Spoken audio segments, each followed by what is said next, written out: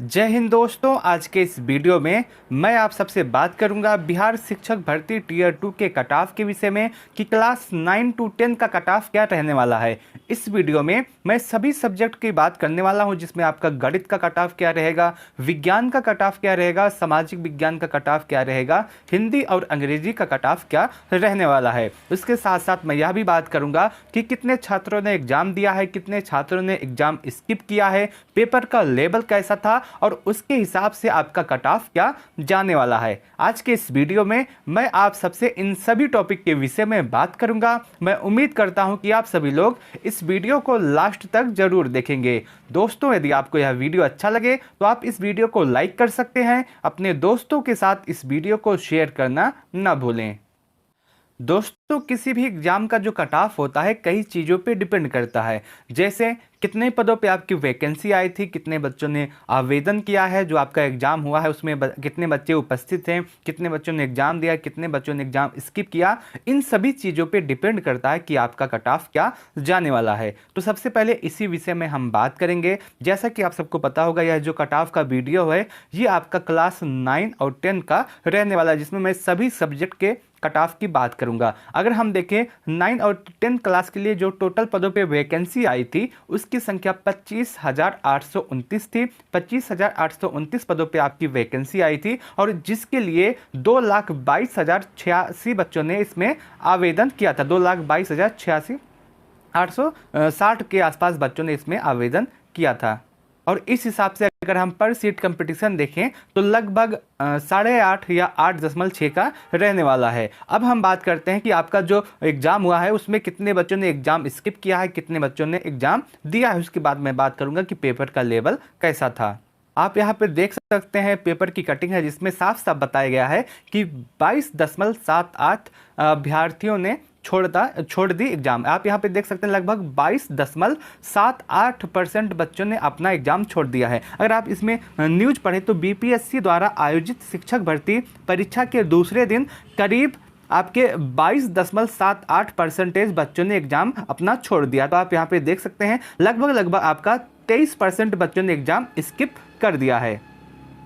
अब बात करते हैं पेपर के लेवल की कि आपके एग्जाम में पेपर का लेवल क्या था और कैसे क्वेश्चन आपके एग्जाम में आए थे। अगर पेपर के लेवल की बात करें तो आपका जो पेपर का लेवल है ये हार्ड आया है। आपको बहुत सारे बच्चे ये कहते मिल जाएंगे कि पेपर का लेवल बहुत ज़्यादा ईजी है, बहुत ही ईजी पेपर आया है, लेकिन ऐसा नहीं है। अगर आपने एग्जाम दिया होगा तो आपको पता होगा कि पेपर का लेवल कैसा है, कैसा पेपर आया है। अगर मैं बात करूँ आपके दोनों सब्जेक्ट की बात करूँ, जिसमें आपका सामान्य अध्ययन और आपका विषय शामिल है, सामान्य अध्ययन के 40 प्रश्न आए थे और आपके विषय के 80, जो आपके 80 आए हैं, आपके विषय वाले प्रश्न हैं, ये आपके हार्ड आए हैं। और जो आपका 40 क्वेश्चन वाला है इसे आप मॉडरेट टू हार्ड कह सकते हैं। ओवरऑल जो आपका पूरा पेपर है ये हार्ड आया है। जो आपका सब्जेक्ट वाला विषय आप इसो हार्ड आया ही आया है, लेकिन जो आपका 40 क्वेश्चन है यह आपका थोड़ा सा मॉडरेट टू हार्ड आया है, लेकिन ये भी हार्ड आप कह सकते हैं। अब बात करते हैं कट ऑफ के विषय में कि सब्जेक्ट वाइज आपका कट ऑफ क्या जा सकता है। सबसे पहले बात करते हैं मैथ के विषय में कि मैथ का कट ऑफ क्या जा सकता है। आपको पता होगा मैथ में आपका जो जनरल पेपर है ये आपका 40 प्रश्न था और जो आपका मैथ का जो आपका अपने सब्जेक्ट का पेपर है मैथ का उसमें 80 प्रश्न था। ये आपका जो 80 प्रश्न था ये आपका हार्ड तो आया है, लेकिन ये आपका जो जनरल पेपर है ये भी आपका हार्ड आया था। और आप यहाँ पे देख सकते हैं मैथ के सेक्शन में आपका जो सब्जेक्ट वाला है उसमें अगर आप 80 में से लगभग 55 से 60 के आसपास आपने किया होगा तो आपका बहुत ही अच्छा अटेम्प्ट है, इतने नंबर पे आपका सिलेक्शन हो जाएगा। वहीं जनरल वाला पेपर आपका जो थोड़ा सा हार्ड आया था, आपने इसमें अगर 40 में से लगभग 20 से 22 के आसपास प्रश्न किए होंगे, सही किए होंगे, तो आपका बहुत ही अच्छा स्कोर बन रहा है। ओवरऑल जो मैथ का आपका पेपर था ये आपका हार्ड आया था। जो आपका सब्जेक्ट वाला है ये हार्ड आया था, लेकिन उससे कम थोड़ा सा हार्ड आपका जनरल पेपर था। और अगर स्कोर की बात करें, अगर आपने मैथ के सेक्शन में 80 में से 55 से 60 के आसपास किया है तो आपका बहुत ही अच्छा अटेम्प्ट है। और जनरल पेपर में अगर 40 में से 20 से 22 के आसपास अगर आपने अटेम्प्ट किया है, बहुत ही अच्छा स्कोर आपका माना जाएगा। कुल मिलाकर के यदि आपका 75 के आसपास स्कोर बन रहा है तो आप किसी भी संशय में ना रहें कि आपका क्या होने वाला है। अगर आपका 75 के आसपास स्कोर बन रहा है तो आप यह मान के चलेंगे कि 100% आपका फाइनल सिलेक्शन होने वाला है, आप किसी भी कैटेगरी से बिलोंग करते हैं तो। यदि आपका 75 या उससे अधिक बन रहा है तो आपका सिलेक्शन होना निश्चित है। अब बात करते हैं मैथ में कैटेगरी वाइज आपका कट ऑफ क्या जा सकता है, प्रत्येक कैटेगरी में आपका कट ऑफ क्या जाएगा। सबसे पहले मैं बात करूंगा कि मेल कैंडिडेट का कट ऑफ क्या जाने वाला है मैथ सब्जेक्ट से। मैं अगर कट ऑफ की बात करूं मेल कैंडिडेट की, यदि आपका जो सब्जेक्ट है वो मैथ है और आप मेल कैंडिडेट हैं, आप यूआर से बिलोंग करते हैं और आपका स्कोर 72 से 75 के आसपास है तो आप बिल्कुल सेफ रहने वाले हैं, आपका सिलेक्शन इस एग्जाम में हो जाएगा। यूआर कैंडिडेट का जो कट ऑफ है वो 72 से 75 के आसपास जा सकता है। ईडब्ल्यूएस का कट ऑफ आपका 65 से 70 के आसपास जाएगा मैथ सब्जेक्ट के लिए। बीसी का कट ऑफ आपका 67 से 72 के आसपास।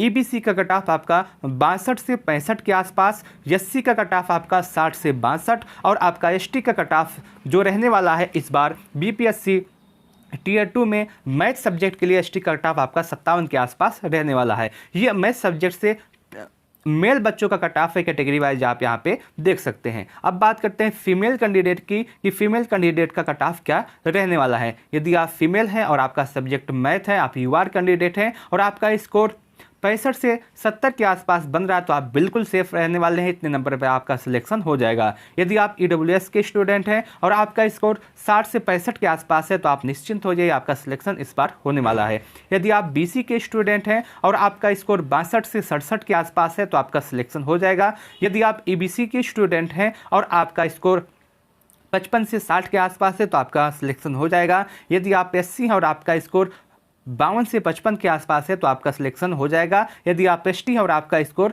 50 के आसपास है तो आपका सिलेक्शन हो जाएगा। फीमेल कैंडिडेट में मैथ्स सब्जेक्ट से जो कट ऑफ रहने वाला है आप कैटेगरी वाइज यहाँ पे देख सकते हैं। अगर आपका स्कोर इतने नंबरों के आसपास बन रहा है तो आप यह मान के चलेंगे कि आपका सिलेक्शन इस एग्जाम में होने वाला है।